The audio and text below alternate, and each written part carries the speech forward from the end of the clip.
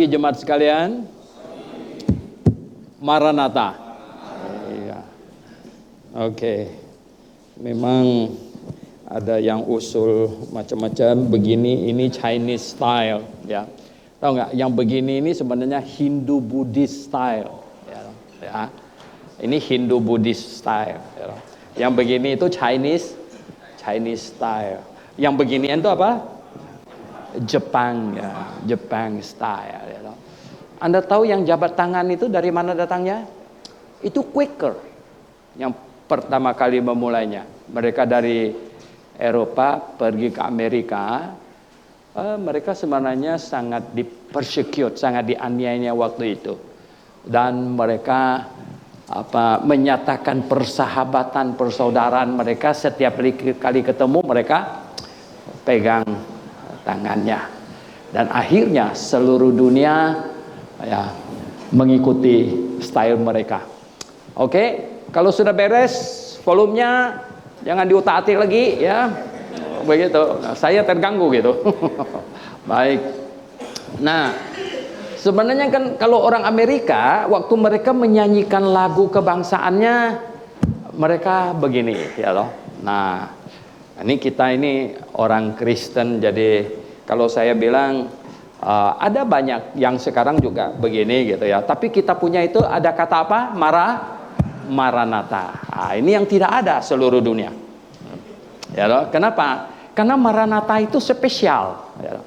Hanya orang yang sungguh-sungguh mengharapkan Tuhan cepat datang kembali, barulah akan berkata apa? Maranatha. Gimana? Anda mau Tuhan cepat datang kembali atau ditunda-tunda lagi nih?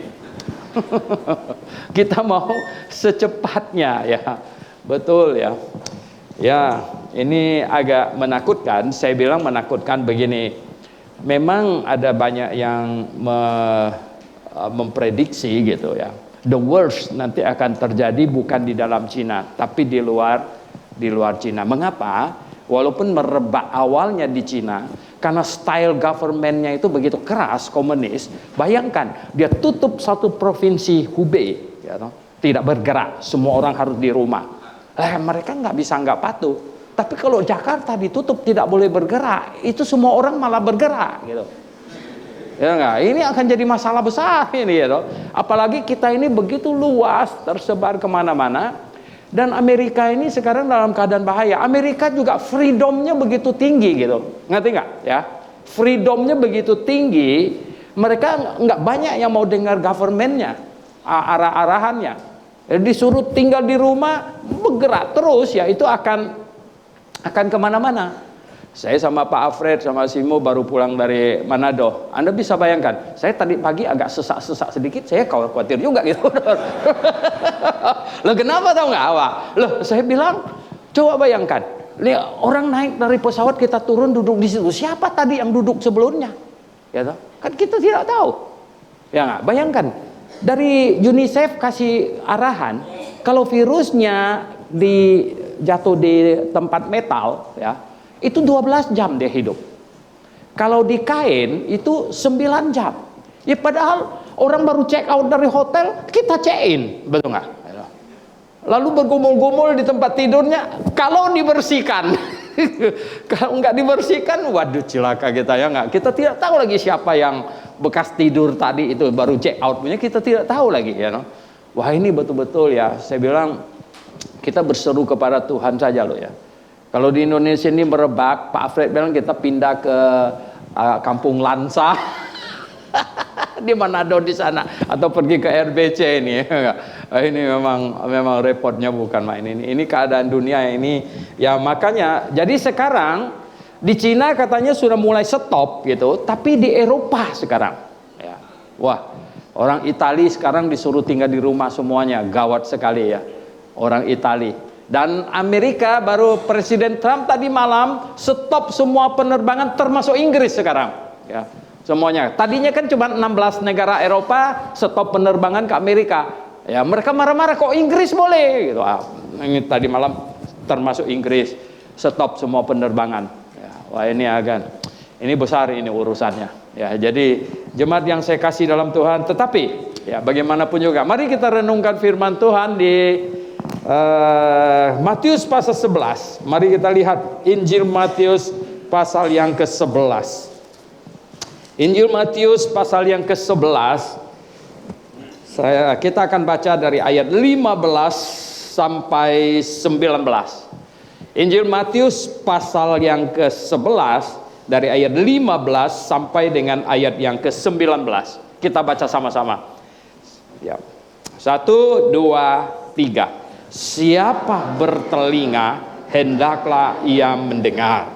Dengan apakah akan kuumpamakan angkatan ini? Mereka itu seumpama anak-anak yang duduk di pasar dan berseru kepada teman-temannya, kami meniup seruling bagimu, tetapi kamu tidak menari. Kami menyanyikan kidung duka, tetapi kamu tidak berkabung. Karena Yohanes datang, ia tidak makan dan tidak minum, dan mereka berkata, ia kerasukan setan. Kemudian anak manusia datang, ia makan dan minum, dan mereka berkata, lihatlah, ia seorang pelahap dan peminum, sahabat pemungut cukai dan orang berdosa. Tetapi hikmat Allah dibenarkan oleh perbuatannya. Kita berdoa. Bapa di sorga, tolong kami supaya kami dapat memahami apa yang sudah Engkau tuliskan bagi kami melalui Matius, Tuhan. Pimpin kami sekali lagi agar akal budi kami, hati kami connected kepada kebenaran firman-Mu, Tuhan. Pimpin kami semuanya. Dalam nama Tuhan Yesus Kristus kami berdoa. Amin. Saya sengaja ajak baca dari ayat 15 yang bunyinya, siapa bertelinga hendaklah ia mendengar. Setiap kali Anda ketemu kata ini dia ucapkan oleh Tuhan Yesus, siapa bertelinga hendaklah ia mendengar, adalah dia menyampaikan sesuatu yang super penting. Ya. Setiap kalimat ini Tuhan sampaikan, siapa yang bertelinga hendaklah ia mendengar. Karena dia menyampaikan sesuatu yang sangat penting. Di atas sebelumnya sebenarnya Tuhan Yesus mau katakan kepada murid-muridnya dan orang Yahudi bahwa kebenaran itu sebenarnya sudah sangat jelas. Karena di atas sebelumnya murid-murid memperbincangkan siapakah Yohanes Pembaptis ini, ya, yang kepalanya dipenggal. Siapa dia? Dan Tuhan Yesus kasih tahu sebenarnya dia adalah Elia. Dan Tuhan berkata di atasnya, kalau kita baca di ayat 10, karena tentang dia ada tertulis, katanya. Tentang dia ada tertulis apa? Lihatlah, aku menyuruh utusanku mendahului engkau, ia akan mempersiapkan jalanmu di hadapanmu. Jadi siapa ini? Ini dikatakannya di Maliaki pasal 3 ayat 1. Dan diteruskan di Maliaki pasal 4 ayat 5. Bahwa dialah Elia. Dialah Elia. Jadi orang Yahudi tahu persis. Mereka ulang-ulang memahami. Sebelum Mesias datang, Elia mesti datang duluan.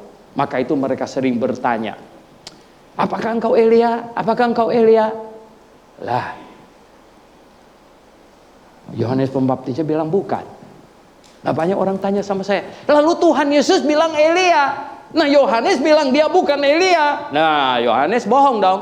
Enggak sih. Saya bilang enggak. Lah kenapa? Yohanes memang enggak tahu dia siapa. Yang tahu dia siapa itu siapa? Ya Tuhan yang paling tahu dia itu siapa.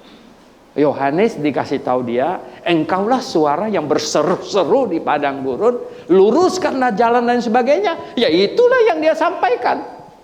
Yang tahu dia siapa itu, ya Tuhan pasti yang paling tahu dia siapa itu.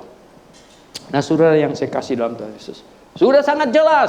Seruan Yohanes sudah sangat jelas. Apa seruan Yohanes? Apa seruan Yohanes ya? Luruskanlah jalan, katanya ya. Yang lekak-lekuk ditimbun, ya tahu. Wow, ya. Lihatlah anak domba Allah yang menghapus dosa dunia. Sudah jelas. Tapi orang tidak mendengarkan dia. Orang tidak mendengarkan dia. Mereka anggap ini orang agak sinting. Semua orang pakai baju, dia pakai kulit. Semua orang makan roti, dia makan belalang. Jadi tidak diperhatikan. Saudara yang saya kasih dalam Tuhan Yesus, dia tidak makan, tidak minum seperti orang lain.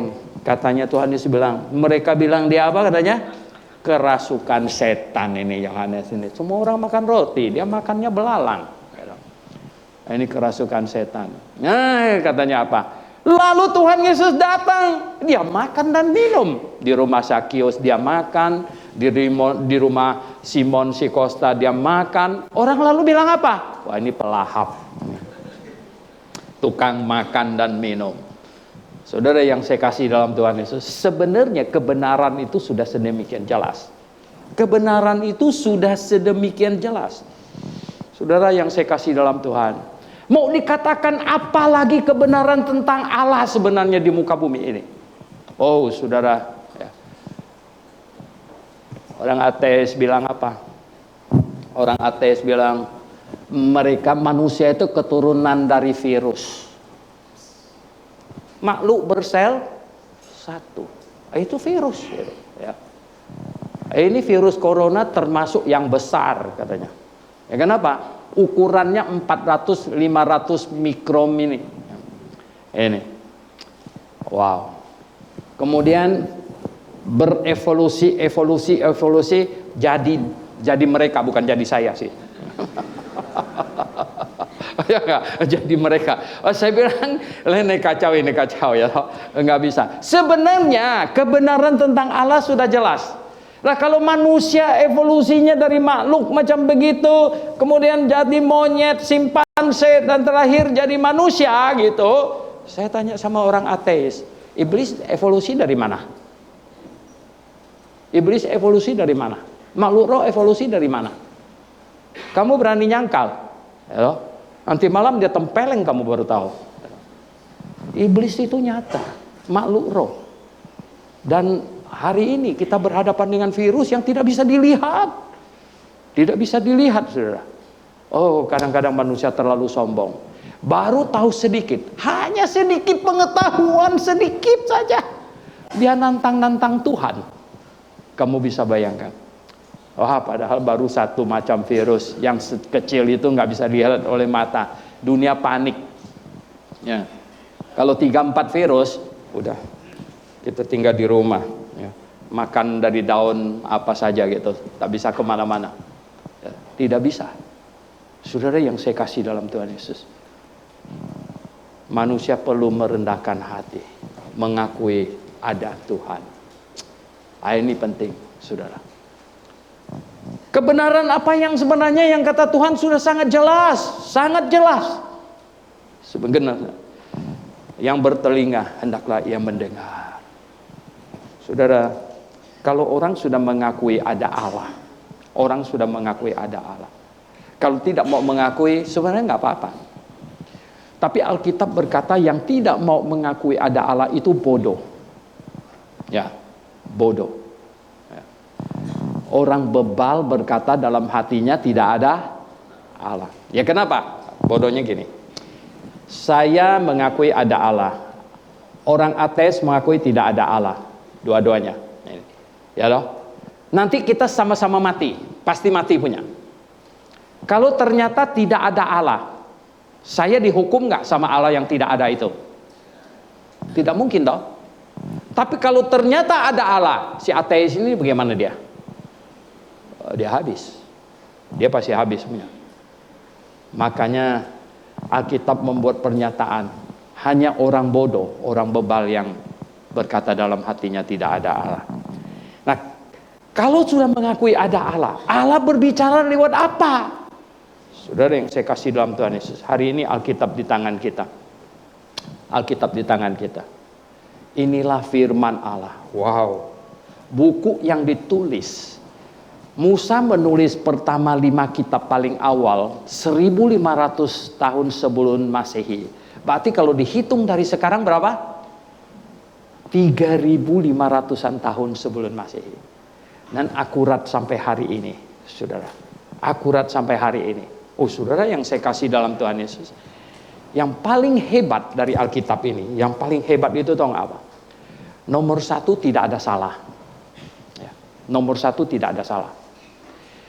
Berapa banyak musuh Alkitab sudah berusaha untuk mencari salahnya, cari siang malam, cari salahnya, nggak ketemu salahnya. Padahal, saudara yang saya kasih dalam Tuhan, di kitab Perjanjian Baru ada yang ditulis oleh nelayan. Itu nelayan bukan nelayan zaman sekarang loh. Nelayan zaman sekarang saja kamu pergi suruh dia tulis satu lembar surat pakai ukuran folio, kamu cek ada salah nggak, pasti banyak salahnya. Kecuali nelayan yang nggak lulus sarjana lalu berubah jadi nelayan. Tapi kalau nelayan biasa, itu pun sarjana pun banyak salah. Saya tulis 44 buku, setiap kali saya suruh proofread, ada salahnya. Betul nggak Pak Ori? Pak Hasan yang sering proofread itu salah lagi. Aduh, saya bilang, padahal saya sudah hati-hati, salah lagi. Tapi saudara yang saya kasih dalam Tuhan, Anda tahu Petrus, ya tahu? Tidak tahu handphone dia, tidak tahu laptop, tidak tahu apa-apa. Surat Petrus tidak ada salah, baik secara grammar maupun segalanya. Mengapa bisa begitu? Karena Tuhan yang menyertai. Tidak ada salah. Selain tidak ada salah, apalagi Alkitab, saudara. Alkitab memberitahukan hal yang akan datang. Oh, saudara yang saya kasih dalam Tuhan Yesus, luar biasa. Anda tahu itu Raja Kores, ya, ketika diperlihatkan kepadanya bahwa namanya sudah ditulis dalam kitab Nabi Yesaya 100 tahun sebelum dia lahir, dia kagetnya bukan main. Kenapa bisa begitu? Karena Alkitab firman Tuhan yang Maha Tahu. Wah, ini luar biasa, saudara yang saya kasih dalam Tuhan. Kalau seseorang menulis sesuatu, di dalam tulisannya tuh ada terkandung sifatnya. Kebiasaannya memakai kata ini, kata itu, ada. Nah, ini ditulis oleh Tuhan, ada sifat Tuhan di dalamnya. Sifat maha benernya, jelas. Sifat maha taunya, jelas. Sifat apa lagi? Sifat maha kasihnya jelas nggak? Jelas. Sifat maha adilnya, jelas. Semuanya jelas.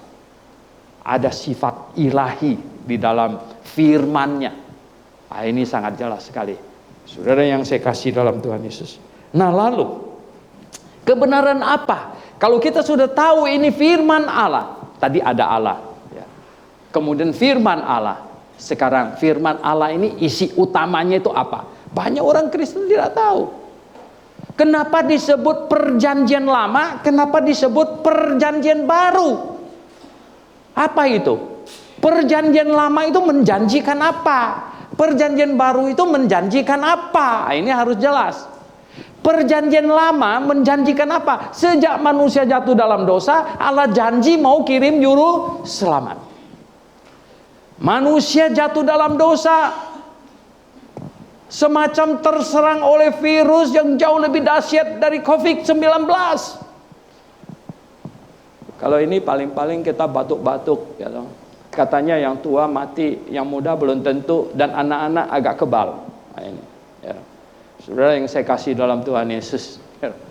Nah, ini dosa lebih dahsyat dari itu. Manusia jatuh dalam dosa. Orang berdosa tidak bisa pergi ke surga. Loh, kenapa tidak bisa? Karena surga tempat yang maha kudus, steril dari segala macam virus dosa. Oleh sebab itu orang berdosa tidak bisa masuk surga. Kenapa? Bukan karena kebijaksanaan Allah yang diskriminatif, bukan. Tetapi karena sifat Allah yang maha kudus itulah, maka tidak bisa setitik dosa pun masuk surga. Nah, dosa harus diselesaikan. Dosa harus diselesaikan. Pakai cara apa? Alkitab kasih tahu dosa hanya dapat diselesaikan dengan dijatuhin hukuman. Ini memenuhi sifat keadilan Allah. Dosa hanya bisa diselesaikan dengan penghukuman. Nah, oleh sebab itu saudara yang saya kasih dalam Tuhan, dijanjikanlah datang juru selamat. Dan juru selamat itu memberi dirinya dihukumkan atas dosa seisi dunia. Semua orang mau dosanya dihitung selesai, dia harus connected kepada Sang Juru Selamat itu. Orang perjanjian lama bagaimana mengkoneknya? Mereka percaya kepada Juru Selamat yang akan datang. Orang perjanjian baru menyelesaikan percaya kepada Juru Selamat yang sudah datang. Nah, kenapa perjanjian lama tadi? Karena Allah janji mau kirim Juru Selamat. Dan kemudian Juru Selamat datang, tergantung di atas kayu salib menanggung dosa seisi dunia. Barang siapa yang bertobat dan percaya kepadanya akan selamat. Janji Allah, perjanjian lama digenapi. Nah, setelah percaya, sekarang kita dijanjikan janji yang baru. Makanya di perjanjian baru. Janji yang baru apa? Barang siapa yang percaya kepadanya akan selamat. Dan Tuhan janji akan datang kembali menjemput kita.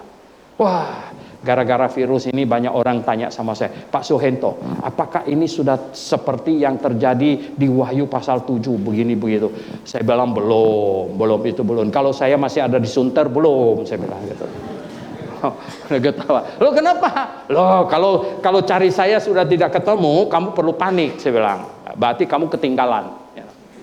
Karena akan terjadi sesuai dengan Alkitab, Tuhan janji akan kembali. Menjemput kita, berarti akan datang menjemput kita. Ini perjanjian yang baru. Oh, saudara yang saya kasih dalam Tuhan Yesus, kita hidup menantikan perjanjian Tuhan bahwa Dia akan kembali untuk menjemput kita. Amin, saudara sekalian. Nah, kenapa kita Maranatha? Ya loh. Cuman di GBIA. Tempat yang lain shalom, sekarang nggak shalom lagi, takut virus. Shalom kan damai katanya nggak. Tapi kita Maranatha. Ya, kita mengharapkan Tuhan cepat datang kembali. Lah, hanya orang yang siap kok yang mengharapkan Tuhan cepat datang kembali, betul nggak? Yang tidak siap bagaimana? Tuhan datang kembali. Jangan dulu loh, jangan dulu. Saya belum pasti masuk surga. Wah, ya. Tapi kalau kita bilang apa? Maranatha, Tuhan datanglah segera. Ya, Tuhan datang segera. Nah, saudara yang saya kasih dalam Tuhan Yesus, lihatlah ya. Kita lihat di sini.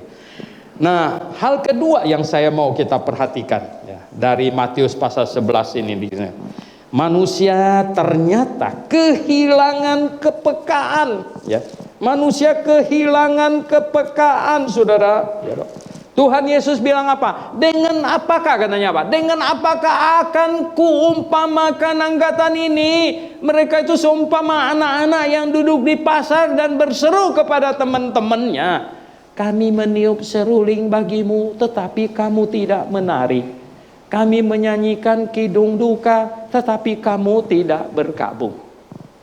Saudara yang saya kasih dalam Tuhan, ya, enggak peka ini ya, enggak ini apa, sensitivitasnya hilang. Ditiupkan seruling katanya, tidak menari. Dinyanyikan lagu duka, tidak menangis. Sensitivitasnya tuh hilang. Nah, kenapa bisa begitu? Ya, hari ini saudara yang saya kasih dalam Tuhan, saya banyak memberitakan Injil kepada orang. Saya lihat orang ini nggak connect, ini nggak connect, ya. Nggak bisa. Ya, kenapa tahu nggak? Nomor satu, dia nggak pernah mikirin perkara rohani. Dari pagi-pagi bangun dia mikirin perutnya, mau sarapan apa. Ya dong. Seterusnya dia pokoknya mikirin semua yang di dunia ini. Mikirin materi, mikirin semuanya. Dia tidak pernah berpikir perkara rohani sedikit pun. Dia bahkan tidak berpikir dia akan mati. Ya, belakangan ini mulai agak kaget sih. Rupanya barang sekecil tidak bisa dilihat oleh mata bisa bikin mati rupanya. Kalutnya dia bukan kalut mau mati, persiapkan diri matinya. Persiapkan ras ke supermarket. Beli banyak Indomie, beras, semuanya. Wah, habis semuanya. Ya. Saya bilang sama Pak Yunus, nggak apa-apa biar mereka beli semuanya, beras, buah Indomie. Ya. Nanti acara virus ini selesai, kebanyakan ya diantar ke panti asuhan kita aja gitu. Nah, saudara yang saya kasih dalam Tuhan, ya kan? Itu yang mereka pikirkan. Padahal saudara yang saya kasih dalam Tuhan Yesus, tahu nggak orang macam apa yang bisa diselamatkan, bisa percaya Tuhan? Orang macam apa, tahu nggak? Orang yang sekurang-kurangnya ada mikirin, kalau mati kemana saya? Kalau saya mati kemana? Kalau orang tidak pikirkan itu, nggak bisa. Ya.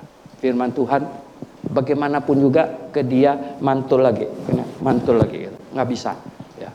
Nggak kena. Gitu. Tapi kalau orang mulai ada pikir ini, kalau saya mati gimana? Kalau saya mati, itu belum jaminan dia bisa dapat kebenaran.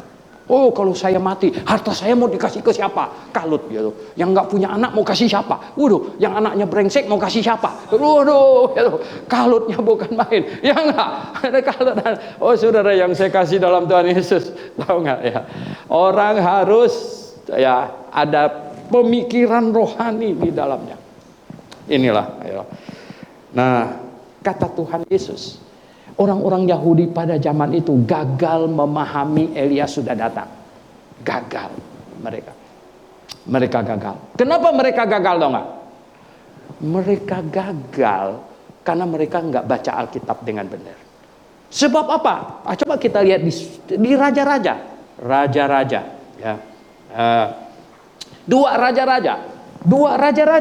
Coba baca di Dua Raja-Raja. Ayat 7 dan 8 pasal 1. Dua Raja-Raja pasal 1 ayat 7 dan 8. Kita lihat ini. Dua Raja-Raja ya.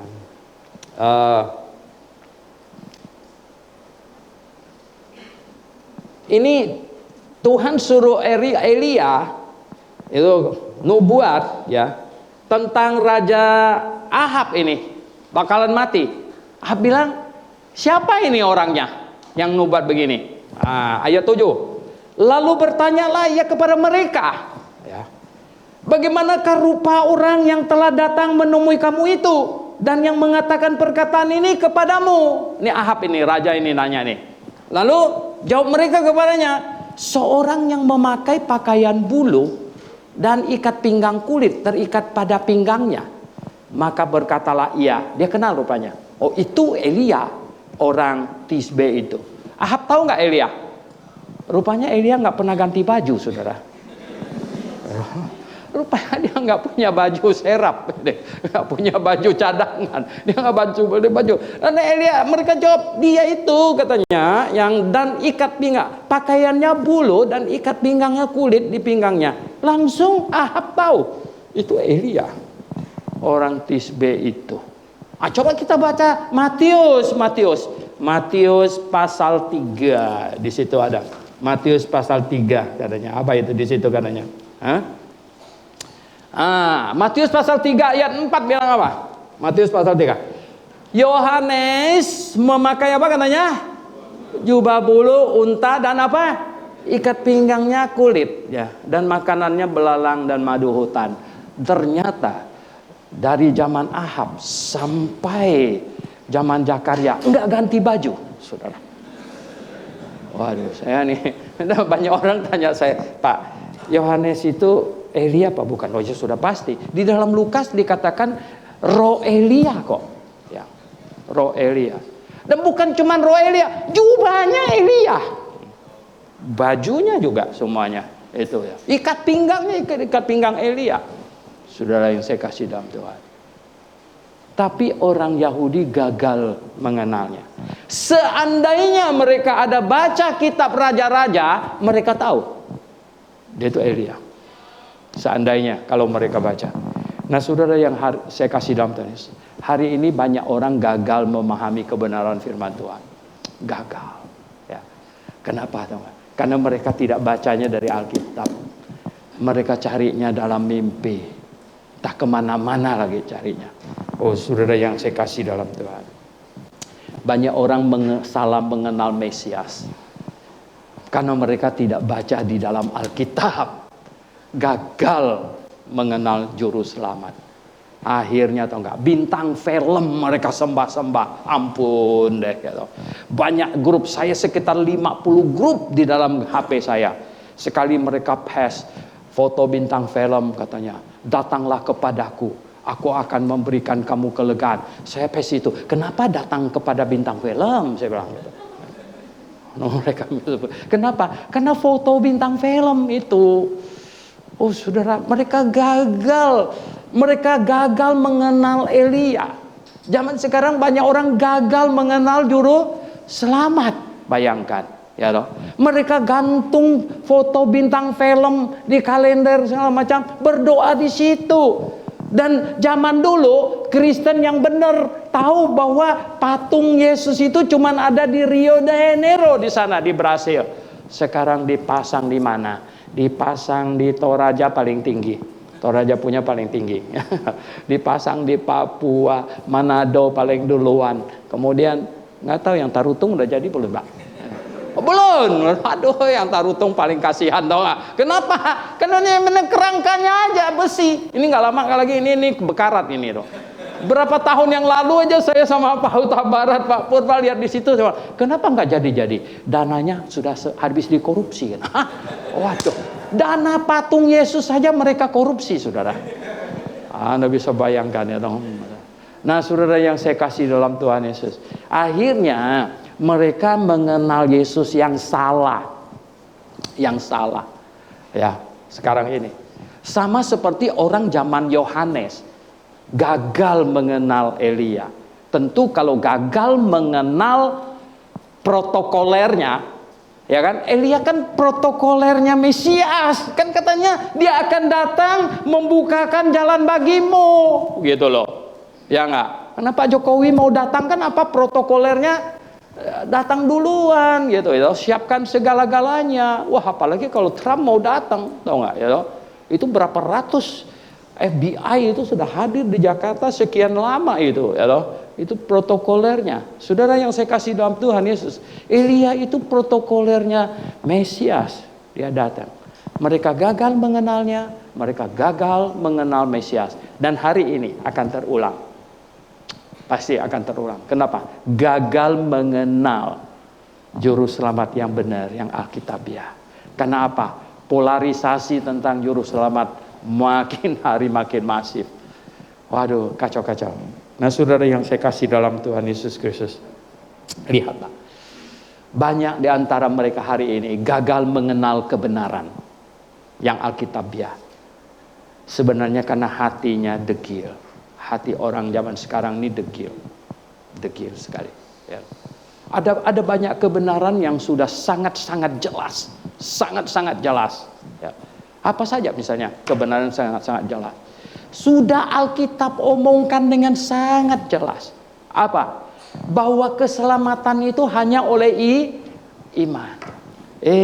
Ada kelompok yang tambahin dengan mesti menguduskan hari Sabat. Ada lagi kelompok sekarang yang terbaru bilang apa? Percaya Yesus saja belum masuk surga lu. Ya, lu. Selamat nggak? Oh selamat, tapi belum masuk surga. Ini ngawur ini. Ya, lu. Ini ngawurnya bukan main. Kenapa? Katanya apa? Selamat, tapi belum bisa masuk. Nah kalau selamat di mana? Kalau nggak masuk surga itu selamat di mana? Ya. Mereka membingungkan orang. Harus sempurna seperti Bapa. Jadi berusaha untuk sempurna seperti Bapa. Ampun, ada nggak orang yang sempurna? Tidak ada satu orang pun yang bisa sempurna. Ya loh. Terlebih lagi yang di Surabaya itu, yang garongin anak 9 tahun, mana bisa sempurna? Ampun, ya enggak. Nah, walaupun kita tidak melakukan hal yang demikian, saudara yang saya kasih dalam Tuhan Yesus, ini pikiran ini terlalu liar kadang-kadang, betul nggak? Gitu. Terlalu liar, maka kita tidak mau orang yang datang ke sini, misalnya cewek, ya toh, walah, coba bayangkan, kalau ada satu cewek datang ke sini nggak pakai baju, habis laki-lakinya nggak masuk surga semuanya. Betul nggak? Waduh, itu akan mencelakain semuanya nanti nggak masuk surga. Bagaimana kita mungkin bisa sempurna ya? Nggak mungkin ya, nonsen lah itu, nggak mungkin ya. Bahkan pikiran jahat itu Pak Stanley seringkali debat orang di grup itu, dia bilang apa? Mau sempurna katanya, ikutin yang Matius pasal 19. Tahu pasal 19 ada anak muda datang sama Tuhan Yesus bilang, guru, bagaimana supaya aku bisa ya menjadi baik? Tuhan Yesus bilang apa? Ini lakukan hukum Taurat semuanya. Oh sudah dia bilang, gitu. Oh, sok sekali dia, sudah. Lalu Tuhan Yesus bilang apa? Kalau mau sempurna, apa katanya? Jual semua harta kamu, bagikan sama orang miskin, lalu ikut aku gitu. Apa reaksi orang muda itu apa?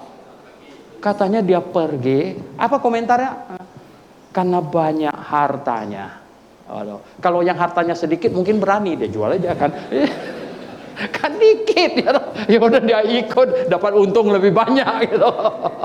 Tapi ini hartanya banyak, dia tidak bisa lakukan itu.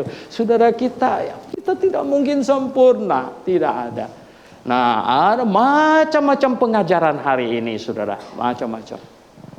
Padahal ada banyak hal ya. Saudara, ya, berabad-abad, beribu tahun orang baptis mengkhotbahkan bahwa baptis yang benar itu tidak boleh baptis bayi, betul nggak? Udah jelas-jelas bayi belum ngerti apa-apa kok. Sebenarnya ini kebenaran yang sudah sangat jelas kok, ya toh? Sangat jelas, ya toh?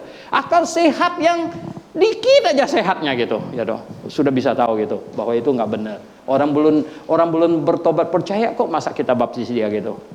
Sebenarnya sangat simpel. Nah, saudara yang saya kasih dalam Tuhan, lihat, ini Alkitab kasih tahu kita. Mereka gagal mengenal Yohanes. Padahal mengenal Elia, Yohanes itu Elia.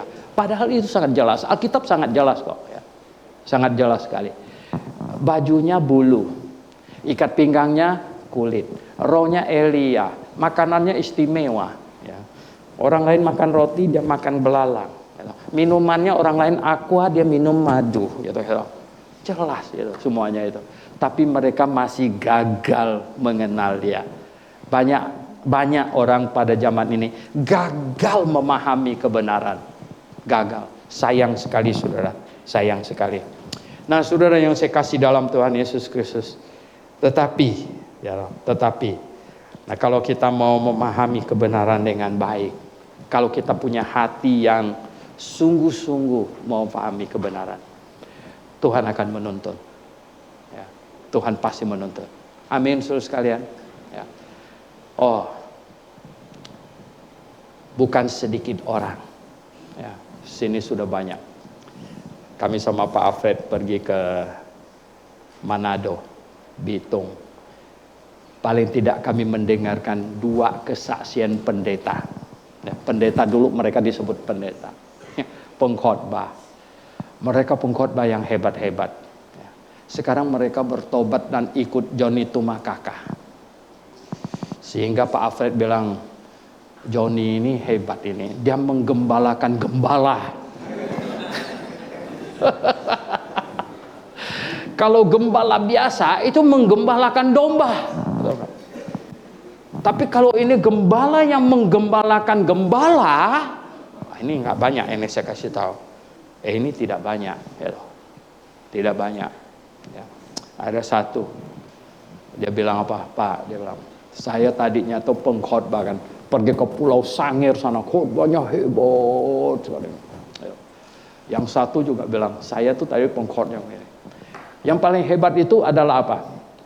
Pak Tony yang barusan meninggal itu di Bitung itu. Setelah dia ikut blok kelas di sini, ya, setelah dia ikut blok kelas di sini, inilah yang benar. Pulang ke sana, wah istri anak semua menentangnya. Wah dia bilang, wah mereka semua menentangnya. Tapi tahu nggak apa? Ya, makanya saya selalu omong di seminar, Tuhan suruh bangsa Yahudi pergi ke Mesir sekolah 400 tahun supaya apa? Keras kepala. Betul kan? Karena keras kepala itu bagus. Dia kakak adik dengan apa? Pendirian teguh. Akhirnya Pak Tony itu pulang ke Bitung di sana. Kan dia maju ke sini kan bilang mau, kalian ingat nggak zaman Grafe? Wah, setiap orang yang maju ke sini ingat-ingat mukanya, ya.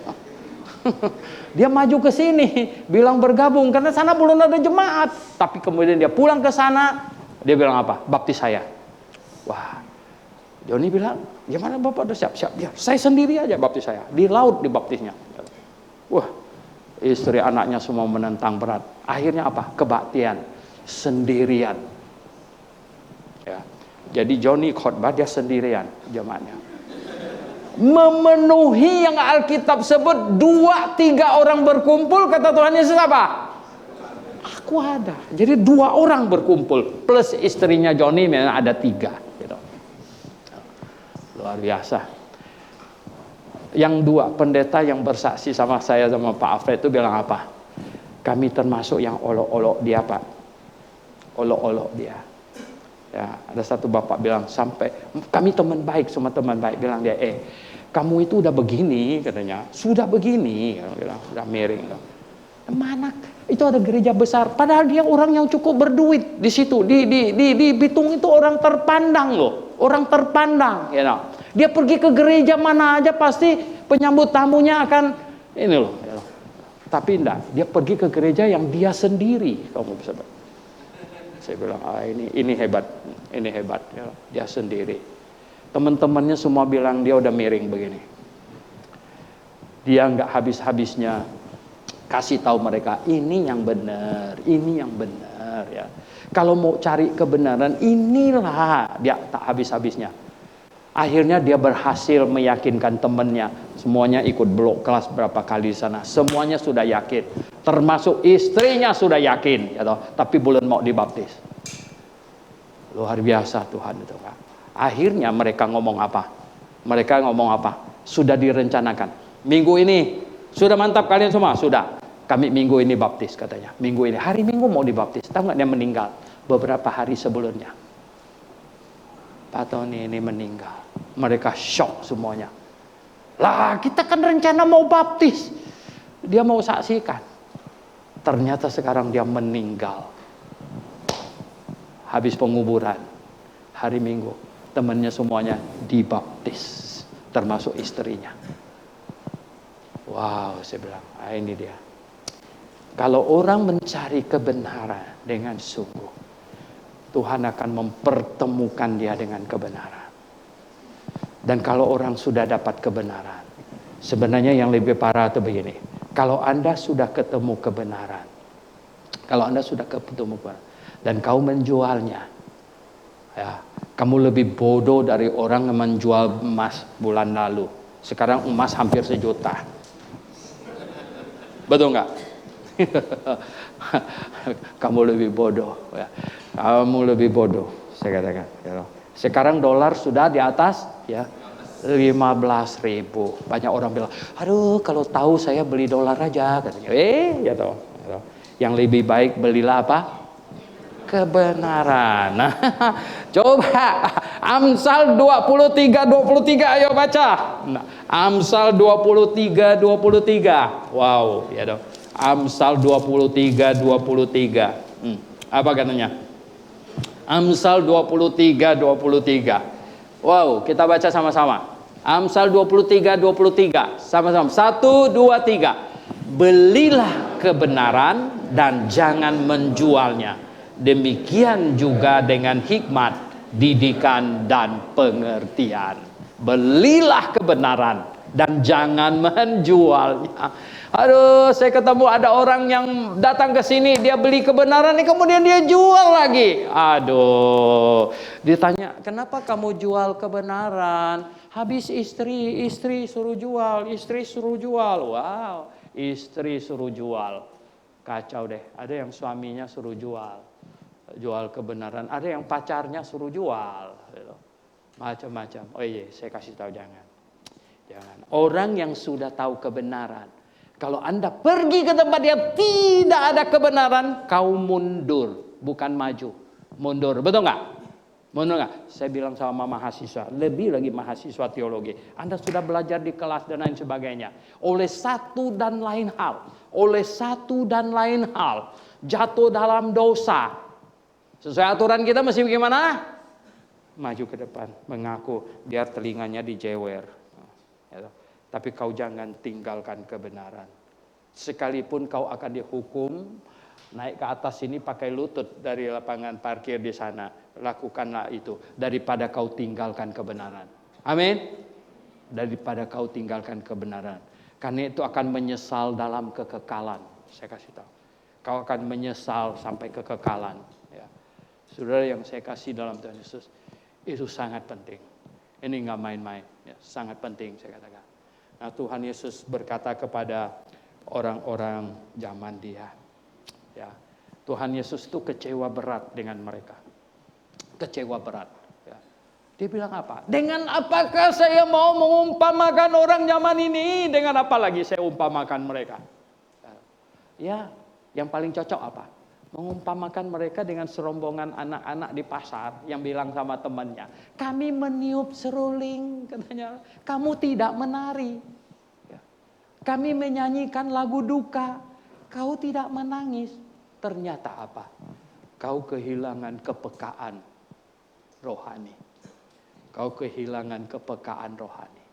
Ketika orang kehilangan kepekaan rohani, ketika orang tidak mau mencari mana yang lebih benar, ya loh. Ketika orang tidak mau mencari mana yang benar. Ketika orang pergi ke gereja hanya formalitas saja. Ya. Kamu mati secara rohani. Anda pergi ke gereja hanya formalitas saja, no. Kita pergi ke gereja mencari kebenaran. Orang beragama hanya mencari formalitas, mencari pernak-pernik. Waduh, kalau di Grafe Pak Suhentonya kurang keren, paling pakai jas. Kita mau yang ada jubahnya, ya loh. Kemudian ada kalungnya, kalau bisa, ya toh. Kemudian ada apanya lagi, ya. Kalau ada tongkatnya lebih seru lagi. Wih, ya toh. Kemudian tahu nggak, disertai lagi sama ada anak-anak muda pakai kuring, ada airnya. Ya. Jadi semua pada mau duduk di depan karena itu akan kena airnya, di belakang nggak kena, jauh sekali itu. Nah, yang macam begini. Kalau di sini katanya apa? Aduh, ya. Banyak yang bilang lagi apa? Lagunya bikin kita ngantuk. Saya jadi bingung juga. Saya bilang, kamu mau lagu yang macam apa? Ya loh. Yang bikin tidak ngantuk sebenarnya bukan lagu. Bangku kita dipasangin setrum di belakangnya, saya tekan di sini, ceder gitu. Baru tahu dia, ya loh. Itu tidak ngantuk lagi gitu. Saudara yang saya kasih dalam Tuhan, ya loh. Kenapa? Kalau lagunya Michael Jackson bikin kau tak ngantuk, lagunya Fanny Crosby bikin kau ngantuk, tahu nggak apa masalahnya di situ? Ya. Saya bilang, saya dapat pastikan roh yang di dalam kamu sama dengan yang di Michael Jackson. Berbeda dengan yang di dalam Fanny Crosby. Ya. Tapi karena roh saya sama dengan roh yang di dalam Fanny Crosby. Ya, saya enak dengar lagu Fanny Crosby. Lagu Michael Jackson, ya, Mick Jagger. Waduh, ya. Itu hanya teriak-teriak saja. Nggak ada arti sedikit pun. Teriak-teriak saja. Nah, saudara yang saya kasih dalam Tuhan Yesus, belilah kebenaran dan jangan pernah menjualnya. Karena harganya akan naik-naik terus sampai kita masuk dalam kekekalan. Jangan pernah menjualnya. Amin, saudara sekalian. Amin. Ya. Virus corona apa yang kita takutkan? Betul nggak? Bukan takut, ya loh. Hanya kita tidak mau dipersalahkan orang. Ya, kita harus hati-hati. Kalau Tuhan mau kita hidup lebih lama untuk memberitakan yang benar, ya oke, kita lakukan. Tapi kalau tidak, mau ambil kita pulang, ya enggak? Ternyata, ya, saya bilang sama Pak Fred, kalau istrinya Pak Tony ada, kita mesti kunjunginnya. Oh enggak, katanya dia ada di Surabaya. Kenapa? Ya loh, bayangkan, ya loh. Kita nggak tahu, saya tidak menyangka sedikit pun dia akan meninggal, orang sehat walafiat kok. Ya. Setelah tugasnya selesai, dia meyakinkan semua temannya dia yakinkan semua. Mantap, oke, siap. Kami mau dibaptis hari Minggu. Tuhan ambil dia. Ini kan luar biasa, saudara yang saya kasih dalam Tuhan. Mungkin Tuhan bilang apa? Tony, tugas lu selesai. Tugas paling berat ini, ya toh. Jemaat GBA Bitung, ya mantap sekarang ini. Udah, kau pulang aja, menikmati kemuliaanku. Luar biasa, saudara. Oh, di banyak tempat. Ya. Pak Yohanes, Kopek di Semarang, betul nggak? Ya. Saya mana ada orang percaya Tuhan kayak dia itu, ya dong. Mana bisa nggak percaya Tuhan? Ya. Dia kerja di satu toko bahan bangunan besi itu. Semua, ya toh, tiap hari dia nginjilin bosnya. Banyak orang berani nginjil orang lain, nginjil bos nggak berani gitu. Tapi dia nginjilin bosnya terus sampai bosnya pusing. Ini orang mau dipecat, sudah kerja terlalu lama gitu kan. Dipecat dia pusingkan kita, ya kan? Akhirnya apa? Tuhan pikir, oke, GBA Semarang sudah bisa mantap, pulang kamu. Wow, luar biasa. Papanya Elisa di Sungai Ayak. Dia orang yang paling dihormatin di Sungai Ayak. Mereka pergi sana menginjil. Nggak ada orang yang berani nantang segala macam. Ya, dia bilang apa? Dia percaya Tuhan. Dia terima kebenaran ini. Tuhan ambil dia juga, bawa dia pulang. Saudara yang saya kasih dalam Tuhan Yesus Kristus. Nah, supaya kita tidak cepat dibawa pulang gimana? Sekarang saya tanya, supaya kita tidak cepat dibawa pulang gimana? Berserulah kepada Tuhan. Belum selesai Tuhan, belum. Oke, bisa nggak? Belum selesai Tuhan, belum. Ya toh. Makanya saya bilang Pak, saya kira saya masih panjang. Saya kira saya masih panjang. Kenapa? STT di Manado baru mau start. Ya toh. Kalau Tuhan ambil bagaimana? Belum selesai Tuhan. Belum Tuhan, belum selesai. Ini. Kalau selesai Tuhan bilang apa? Sohento pulang, sudah selesai. Gitu. Nah, saudara yang saya kasih dalam, kamu ada di dunia ini sekarang ini, Jemaat Grafe. Ada berguna bagi Tuhan nggak? Hah? Coba. Ya. Ada manfaat bagi Tuhan nggak? Ya. Katakan Tuhan, saya masih mau bekerja untukmu. Saya masih mau berjuang untukmu. Saya masih mau bermanfaat di muka bumi ini untukmu. Tuhan tolonglah. Biar saya hidup lebih lama berarti di muka bumi ini. Amin, saudara sekalian. Kita berdoa. Mari kita renungkan. Ada banyak sekali kejadian di muka bumi. Banyak. Oh saudara. Bagi orang-orang yang tidak ada pegangan sama sekali. Tidak ada kepastian dalam hidup ini. Tidak ada jaminan bahwa dia kalau tinggalkan dunia ini akan pergi ke surga. Saya yakin mereka akan panik dengan wabah segala macam. Mereka bisa panik. Tapi kita tidak panik. Apapun yang terjadi, kita pasti pergi ke surga bersama Tuhan. Terlebih lagi saudara yang saya kasih dalam Tuhan. Jikalau Anda adalah orang yang sungguh-sungguh selamat, coba sampaikan kepada Tuhan dengan setulus hatimu. Tuhan, saya tahu hidup di dunia ini ada batas waktunya. Ada batas. Dan jikalau masa kami di muka bumi ini Engkau lihat sudah cukup, Engkau pasti akan mengizinkan kami pergi kepadamu. Tetapi Tuhan, saya ingin bekerja bagimu lebih banyak lagi. Saya ingin bermanfaat untukmu Tuhan. Saya ingin menjadi orang yang terlibat dalam pekerjaan pelayanan. Ingin terlibat Tuhan. Tuhan, oleh sebab itu, peganglah tangan saya, pimpinlah saya. Saya ingin melewati hari-hari hidup saya berguna untukmu Tuhan. Bapa di sorga, lihatlah jemaatmu. Jemaat yang Engkau peroleh melalui darahmu, tetes demi tetes di atas kayu salib. Jemaat yang adalah milik-Mu Tuhan. Tuhan, melalui jemaat ini, sekolah Alkitab di Jakarta ini berdiri. Dan satu lagi sekolah Alkitab di Kalimantan, di Ambawang berdiri. Dan sekarang kami sedang mau mendirikan satu lagi sekolah Alkitab di Manado. Dan ada berpuluh-puluh jemaat yang benar berdiri Tuhan.